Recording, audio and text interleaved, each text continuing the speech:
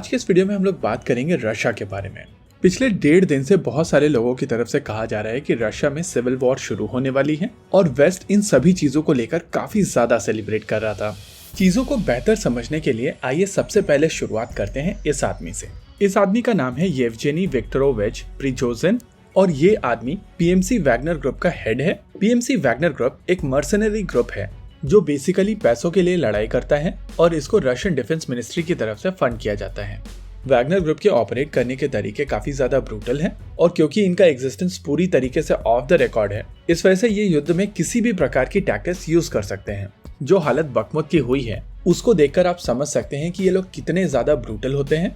Anyways, चीजों को बेहतर समझने के लिए आइए एक बार सभी चीजों को एक सीक्वेंस में समझते हैं। देखिए, जब से ये बखमुत की लड़ाई शुरू हुई है तब से प्रिगोजिन काफी ज्यादा गुस्से में दिखाई देता रहा है और कई सारे वीडियो रिलीज करके इसने रशियन डिफेंस मिनिस्ट्री को टारगेट भी किया है। पहला माना जा रहा था कि बखमुत के युद्ध के दौरान इन लोगों को पूरी तरीके से रीसप्लाईज नहीं मिल रही थी और जो वेपन सिस्टम्स मिल रहे थे वो भी खराब वेपन सिस्टम्स थे।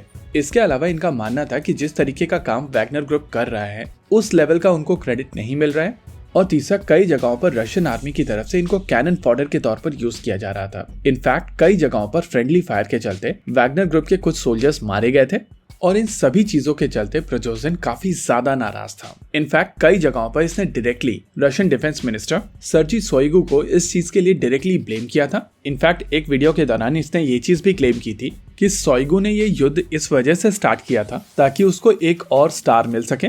एनीवेज, वापस आते हैं सीक्वेंस के ऊपर। तो इस पूरे इवेंट की शुरुआत होती है जब वैगनर ग्रुप मॉस्को की तरफ मार्च करना शुरू कर देता है और इसी दौरान रोस्टॉव के ऊपर वैगनर ग्रुप पूरी तरीके से कब्जा कर लेता है। इस दौरान वैगनर ग्रुप की तरफ से कुछ रशियन हार्डवेयर को टारगेट किया गया था। हेलीकॉप्टर और फिक्स्ड विंग एयरक्राफ्ट भी मारकर गिराए गए थे। वहीं पर रशियन मिलिट्री की तरफ से भी वैगनर ग्रुप को टारगेट किया गया था। इसी दौरान रशियन प्रेसिडेंट व्लादिमीर पुतिन एक वीडियो रिलीज करते हैं जहां पर पीएमसी वैगनर ग्रुप द्वारा की जा रही इन सभी हरकतों को एक्ट ऑफ टेररिज्म डिक्लेयर कर दिया जाता है और कहा जाता है कि एक स्विफ्ट रिस्पांस दिया जाएगा। लेकिन उसके बाद नेगोशिएशन शुरू होती हैं, बातचीत का दौर शुरू होता है जिसके तुरंत बाद दोनों ग्रुप्स की तरफ से एक दूसरे के ऊपर अटैक करना बंद कर दिया जाता है। यानी कि ये नेगोशिएशंस पूरी तरीके से सक्सेसफुल रही थी।